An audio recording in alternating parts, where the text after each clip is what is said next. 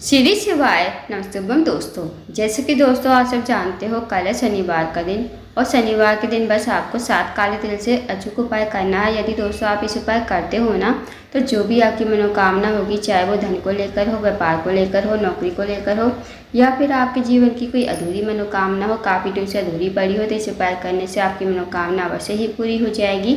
साथ ही दोस्तों अगर आपके जीवन में कोई समस्या चल रही है धन को लेकर, कर्ज को लेकर, तो वो समस्या भी आपके जीवन से समाप्त हो जाएगी। पूज्य गुरु जी कथा को सुनकर उपाय को अच्छे से समझाने का प्रयास करेंगे। तो आइए दोस्तों जानते हैं उपाय कैसे करना है। दोस्तों पहला जो उपाय है वो है मनोकामना पूर्ति के लिए। यदि आपकी कोई विशेष मनोकामना है धन को लेकर, व्यापार को लेकर, नौकरी को लेकर, तो आप इस उपाय को अवश्य कीजिए।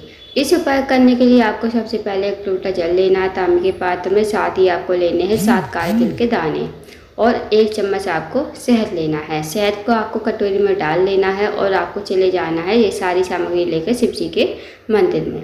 शिव जी के मंदिर में जाकर सबसे पहले आपको 1 लोटा जल शिवलिंग के ऊपर श्री शिवाय नमस्तुभम कहते हुए समर्पित कर देना है। उसके बाद दोस्तों जो आपके पास 7 काले तिल के दाने हैं, 1 चम्मच शहद है, 7 काले तिल के दाने को आपको शहद में डाल देने हैं। अब इस कटोरी को आपको हाथ में उठाना है, भगवान से प्रार्थना करनी है कि हे महादेव, मेरी ये मनोकामना है, काफ़ी दिन से अधूरी पड़ी है, आप मेरी मनोकामना को पूर्ण करें। तो आपको ऐसी प्रार्थना विनती करते हुए 7 काले तिल के दाने और शहद को शिवलिंग के ठीक ऊपर समर्पित कर देना है।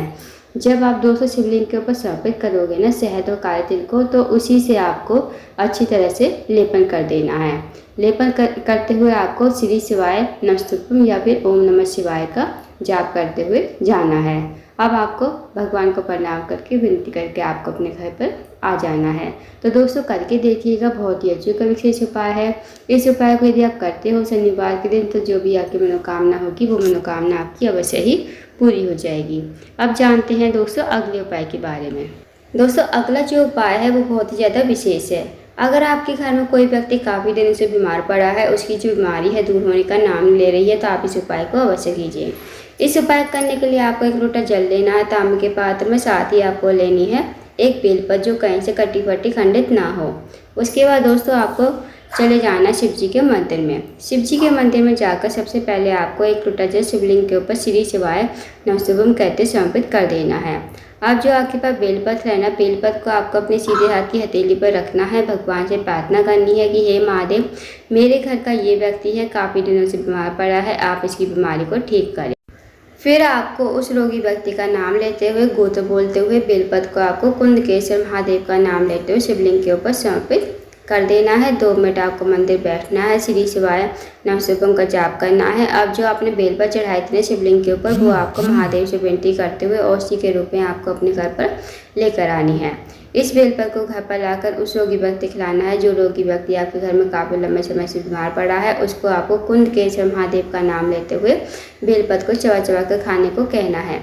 यकीन मानिए दोस्तों, जो भी उसकी रोग बीमारी होगी ना धीरे धीरे ठीक हो जाएगी। तो करके देखिएगा, बहुत ही अचूक विशेष उपाय है। अब जानते हैं दोस्तों अगले उपाय के बारे में। दोस्तों अगला जो उपाय है वो है, अगर आप किसी कार्य के लिए बाहर जाते हो, आपको कार्य में सफलता नहीं मिल पाती है, साथ ही आपका कोई कार्य है बहुत दिनों से अटका पड़ा है, तो आप इस उपाय को अवश्य कीजिए। इस उपाय करने के लिए आपको 1 लोटा जल लेना तांबे के पात्र में। साथ ही आपको लेने हैं 2 गन्ने के फूल जो पीले कलर के होते हैं, वो आपको लेने हैं। अब आपको चले जाना है शिव जी के मंदिर में। शिव जी के मंदिर में जाकर सबसे पहले आपको 1 लोटा जल शिवलिंग के ऊपर श्री शिवाय नमस्तुभम कहते समर्पित कर देना है। उसके बाद दोस्तों जो 2 गन्ने के फूल है, 2 गन्ने के फूल को आपको अपने सीधे हाथ की हथेली पर रखना है। भगवान से प्रार्थना करनी है कि हे महादेव, मेरे घर का ये कार्य है बहुत दिन से अटका पड़ा है, आप मेरे कार्य को पूर्ण करें। फिर आपको कन्ने के फूल शिवलिंग के ठीक ऊपर समर्पित कर देना है श्री शिवाय नमस्तुभम कहते हुए। 2 मिनट आपको मंदिर बैठना है, श्री शिवाय नमस्तुभम का जाप करना है। अब आपको भगवान को प्रणाम करके विनती करके आपको अपने घर पर आ जाना है। तो दोस्तों करके देखिएगा, बहुत ही अचूक विशेष उपाय है। इस उपाय को यदि आप करते हो तो जो भी कार्य आपका अटका पड़ा है वो कार्य आपका पूर्ण हो जाएगा। अब जानते हैं दोस्तों अगले उपाय के बारे में। दोस्तों अगला जो उपाय है, अगर आपके जीवन में धन की वृद्धि नहीं है, धन की प्राप्ति नहीं है, माता लक्ष्मी का आपके घर में वास नहीं है, माता लक्ष्मी आपसे रुठी हुई है, तो आप इस उपाय को अवश्य कीजिए। इस उपाय करने के लिए आपको 1 लोटा जल लेना है तांबे के पात्र में। साथ ही आपको लेने हैं 7 हरे मूंग के दाने, जो खड़े मूंग होते हैं ना, वो आपको लेने हैं। साथ ही आपको 1 बेलपत्र लेनी है जो कहीं से कटी फटी खंडित ना हो।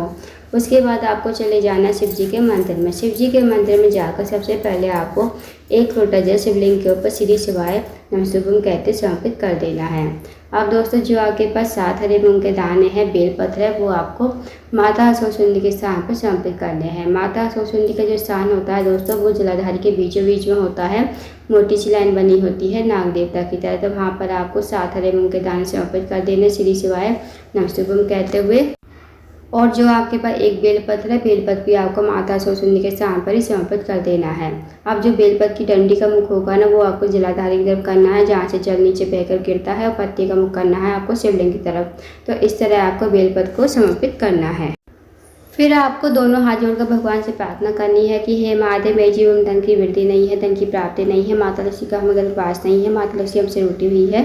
आप कुछ ऐसी कृपा करें कि हमारे जीवन में धन की वृद्धि हो, धन की प्राप्ति हो, माता लक्ष्मी हमारे घर में हमेशा वास करे। तो आपको ऐसी प्रार्थना विनती करते हुए आपको अपने घर पर आ जाना है। तो दोस्तों करके देखिएगा, बहुत ही अच्छा विशेष उपाय है। इस उपाय यदि आप करते हो तो जो भी आपकी धन की समस्या होगी वो समस्या आपकी दूर हो जाएगी। तो दोस्तों ये थे कुछ विशेष उपाय जो आपको शनिवार के दिन करने हैं। इन उपाय को अवश्य कीजिए। अगर आपको जानकारी पसंद आई हो, वीडियो को लाइक करें, शेयर करें, चैनल को जरूर सब्सक्राइब करें, कमेंट बॉक्स में श्री शिवाय नमस्तुभ्यम हर हर महादेव जरूर लिखें।